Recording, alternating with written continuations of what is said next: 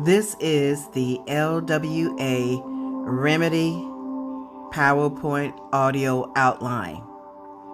There are two types of remedies.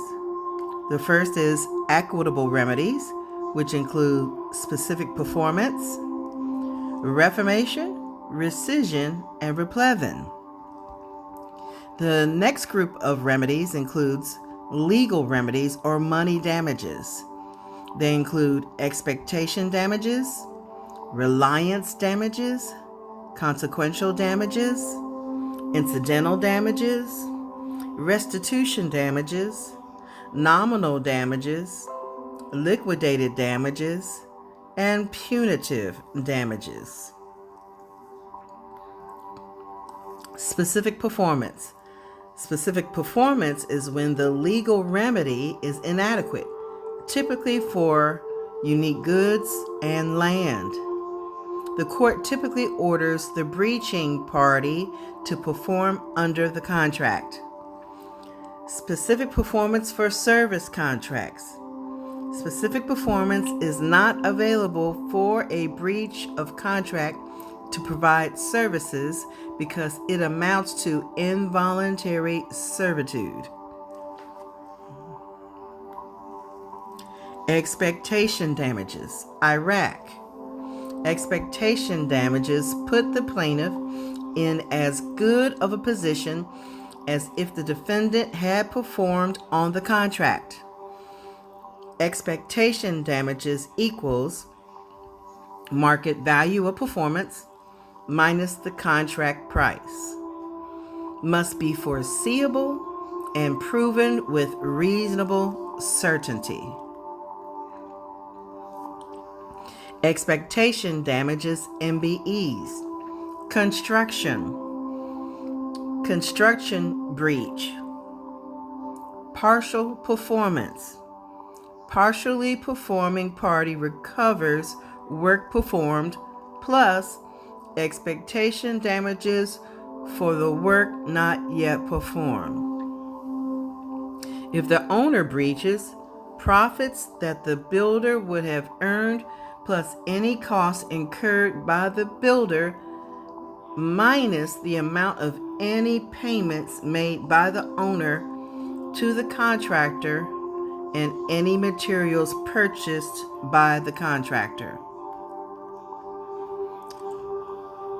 Expectation damages goods. Please see the slide for formulas.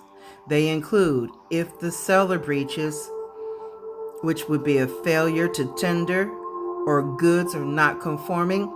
If the seller breaches non-conforming goods, the goods are accepted. And if the buyer breaches, please see the slide for formulas.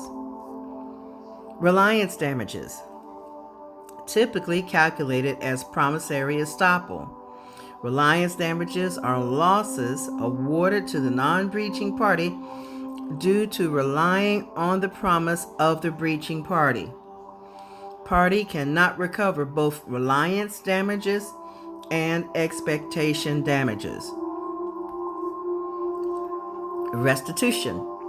Restitution is based on preventing unjust enrichment when one has conferred a benefit on another, measured by either the reasonable value of the breaching party obtaining that benefit from another source, or increase in the breaching party's wealth from having received that benefit.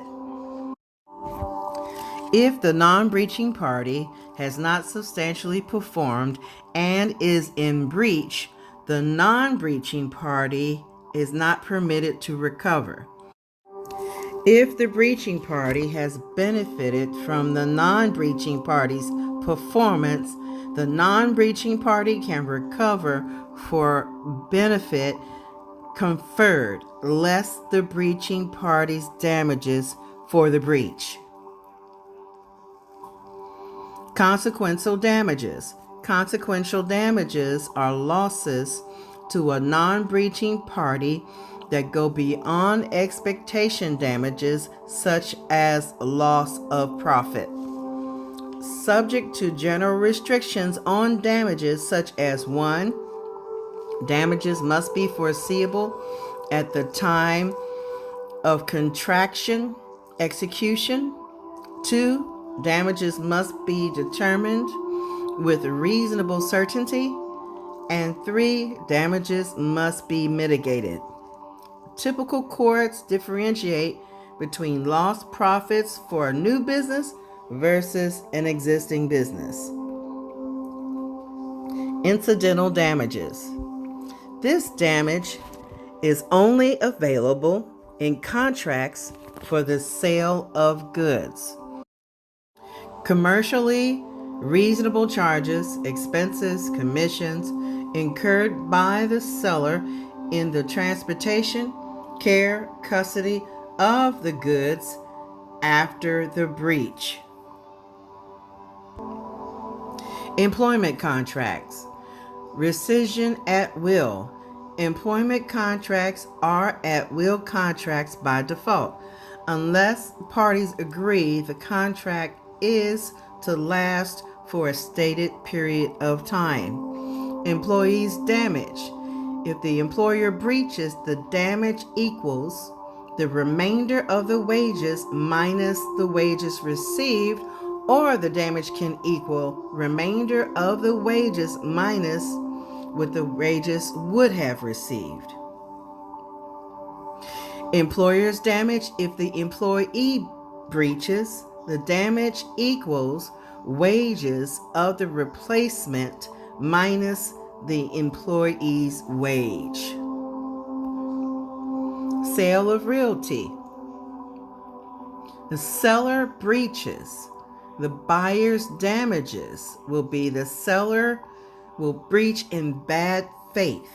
Specific performance. If specific performance is unavailable, for example, the seller sold the property to someone else already, then the damages calculation would be damages equal market value at the time of the breach minus the contract price. Damages for failing to perform a real estate contract also are measured by the difference between the contract price and the market value. If the buyer breaches, the seller's damages include the buyer breach. The seller could recover. The damage would equal the contract price minus the market price at the time and place for tender. Liquidated damages. Liquidated damages are specific damages set forth in the contract that will be the only damages allowed in the case of breach. They must be expressly put into the contract. Upon a breach, damages would be difficult to ascertain, and the liquid damages must not be a penalty. Liquidated damages are only recoverable if there are no actual damages or expectation damages. Nominal damages. Any breach of contract, if the non-breaching party cannot prove any loss, the court will award nominal or token damages, normally $1. Nominal damages may be awarded when a breach is shown but no actual loss is proven. This ends the LWA Remedy PowerPoint audio outline.